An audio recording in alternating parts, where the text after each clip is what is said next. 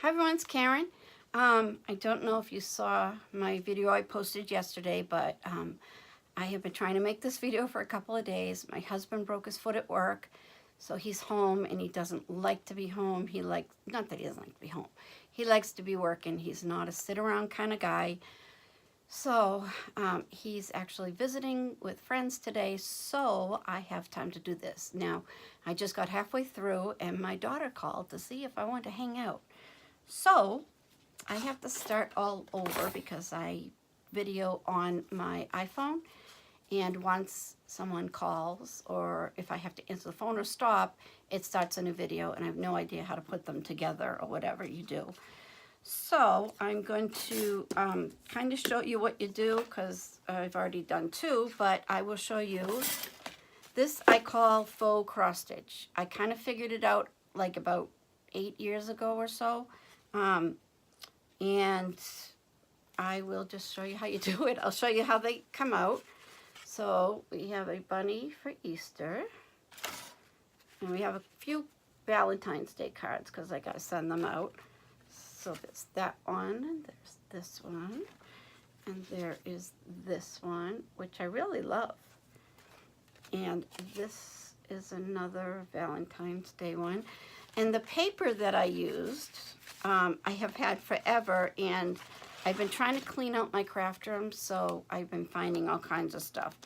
So on the Easter Bunny, I used this crumb cake in white, and this also has, I think it was kind of for Christmas, but clearly it could be used for anything.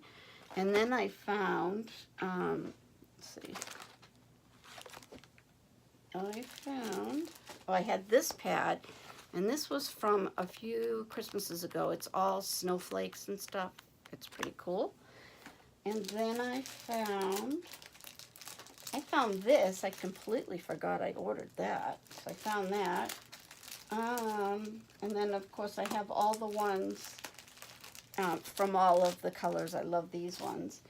And I have also used my gingham, which was back ordered when I just tried to put another order in. And then I have a stack, and I don't know where it is, but it's Valentine's. It's really pretty. I think it's from 3 years ago, and I have no idea what it was called. But it uses like Blushing Bride, and I think this is Melon Mambo. Yeah, so I'm just trying to use up stuff. You don't always have to have the paper of the week or the day, or because, you know, we all have to save money where we can. So this is another one that I just finished doing, and I just also wanted to show you some of the stencils that you can use. You need a stencil that has open holes so that you can get your ink in there. You also, if you do something that has words on it, you have to pay attention because otherwise it comes out backwards.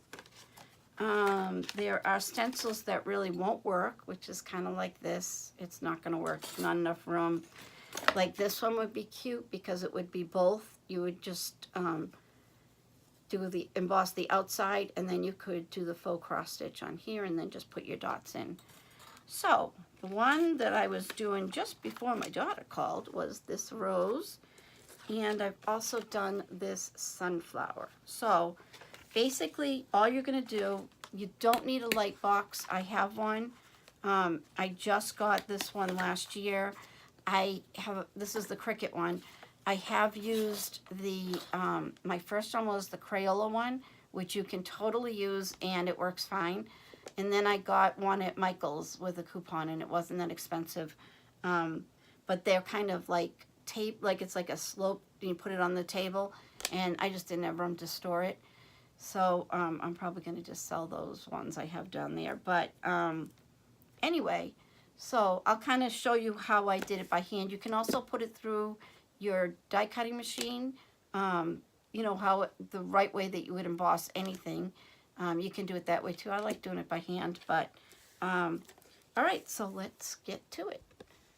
So besides the brass stencils, which The ones with like these are from Lasting Expressions. You can get them online. They're kind of more expensive, and they're very like pointy on the edges. They are very, definitely you cut yourself with them. These ones, these are Sizzix, and they come in a plastic, oh, here's some. The Sizzix ones come like this, and you can put it through your die cutting machine, or I just pop the stencil out and use it. And I have put them through the die cutting machine also. And this is how the Lasting Impressions one come. And the other ones that come are these. And I bought them online before. I bought them at Michael's, and I've bought some at Scrapbook Warehouse. It's scrapbook-warehouse.com, and also at AC Moore. And these are a lot more inexpensive than the Lasting Impressions. So, let's get rid of the snowman. Okay, so first you tape your stencil, you flip it over, you take your embossing tool, and you just go around and just emboss the whole thing. And once you're done, you flip it over, and these are both done. The other thing that you need is screening. Now, I bought this about 8 years ago, and there's still a lot on here. And I buy the fiberglass one. The other kind, the metal, it really cuts your hands up, and it's just, this is so much nicer and easier. And it's not that expensive, so you kind of just cut chunks off and use it. And after you use it, you can run it under water just to get the ink off of it, because if you don't clean it, you'll put it on another one and the old ink will come off, and I definitely have done that on this right here. If you can see, they're not very bright and happy Highland Heather. They've got a little bit of gunk on them. If you do get ink all over the place, which I always do, this mono eraser, it's part sand and then regular eraser, and the sand side, it just digs into the paper and gets it off. You don't want to go too hard, but it works out well. All right, well, let's do the rose first. Okay, so basically you put this down. You can tape it down if you want. The benefit of taping it is that it doesn't move, and your cross stitch comes, well, you know, your faux cross stitch comes out even. It doesn't shift, so you got a row and then not a row. I like to tilt it, and I'm going to use Flirty Flamingo and Granny Apple Green, and I'm going to do my rose first. So you take your stencil brush, which was the other thing you need, and you just dip it. And I do it in the corners where your stamp pads usually don't go, and then you just kind of twirl it around here. And you can use a bigger brush. This one just happens to be clean. I do have a pink one, but I think I use Lovely lipstick in it, so it's a lot darker. And you can even use two colors. You know, we could do that too. Get a lot of the light in here, and then you could do, you know, the center a little bit darker. I'm sure I have extra ink on this. So you just kind of go around, and you can see how much faster it goes with the bigger one.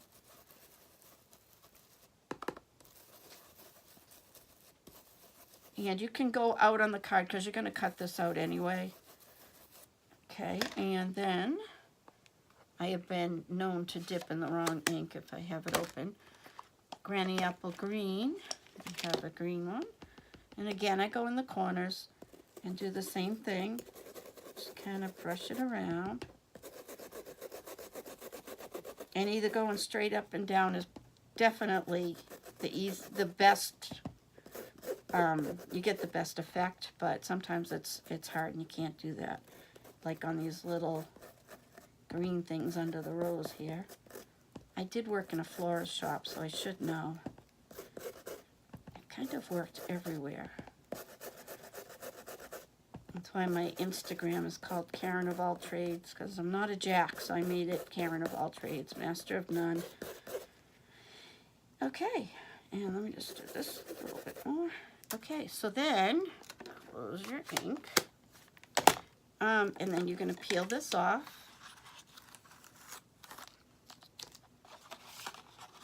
Probably can see better if I do that. And this is what it looks like. Now you can see I did get the ink right there.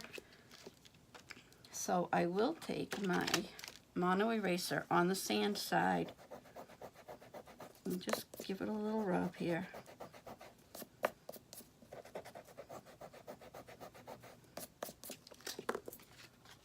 And it really takes care of it so you can't see it. And it is handmade, so it's not going to be perfect.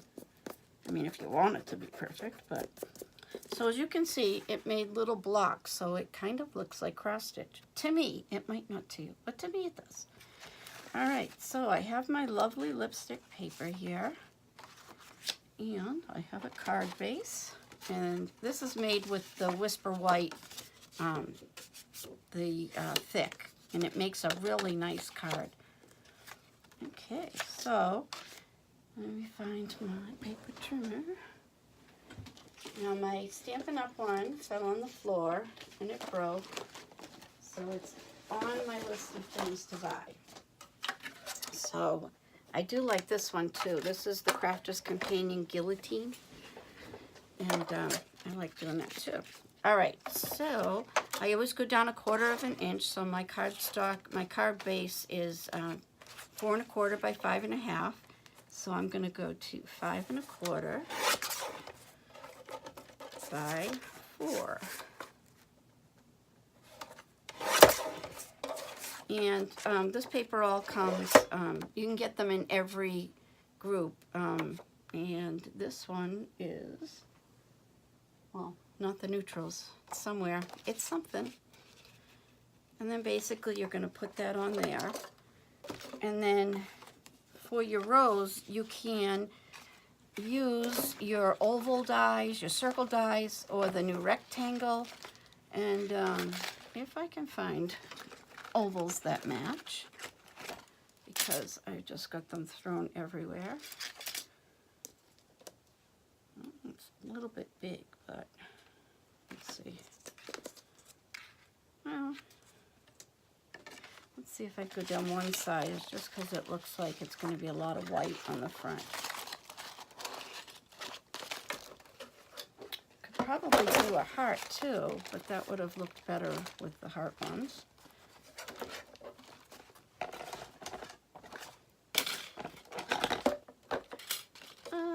Okay, well, they are somewhere.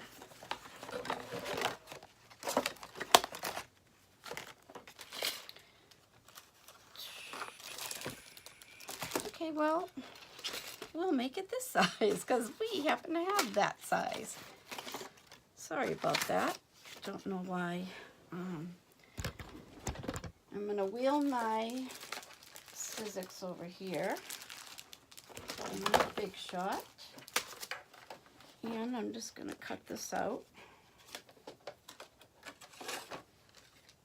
I have this top plate because it was here. So I was using it, and I forgot to get all my plates out because I have my new little cart here from Michael's, and I just love it.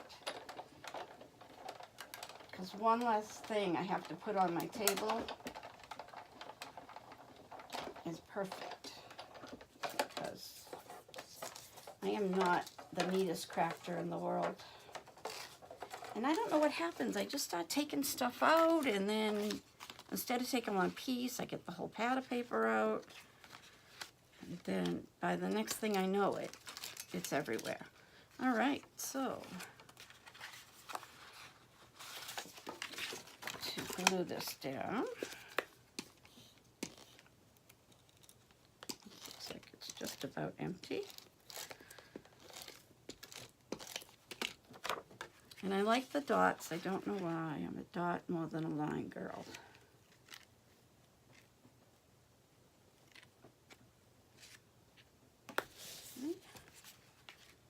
Throw this on.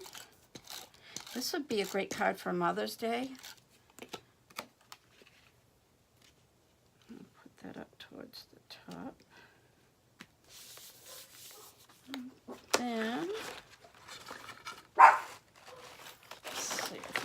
lovely lipstick. So, this or green? My daughter, I think, is coming home right now. I think I'm going to use the green. It doesn't really matter which one you use. You can put white. Yeah, I definitely want the green. Now what I would have done, and I should have done, is put this ribbon on earlier. And my daughter, my son and his girlfriend just came over. They came to do their laundry earlier. So I like to go under this paper. Probably should have given myself more room. But my my Stampin' Up! Ribbon I keep separate from my regular ribbon, just so I know that I have paper that will match whatever I'm doing. And so I have gutters on my wall, and that's what I use to hold my ribbon. And then I wanted my Stampin' Up! Ribbon closer, so I literally have a gutter running across the front of my desk that holds all of my Stampin' Up! Ribbon. I'll show you if I can not shut you off while I'm trying to show you. So basically I like to stick that under. I'm probably just going to tie a little knot just to make my life easier. I'll go back and tie a bow when no one's watching. So that is how it comes out. So it's really simple, and I hope you try it.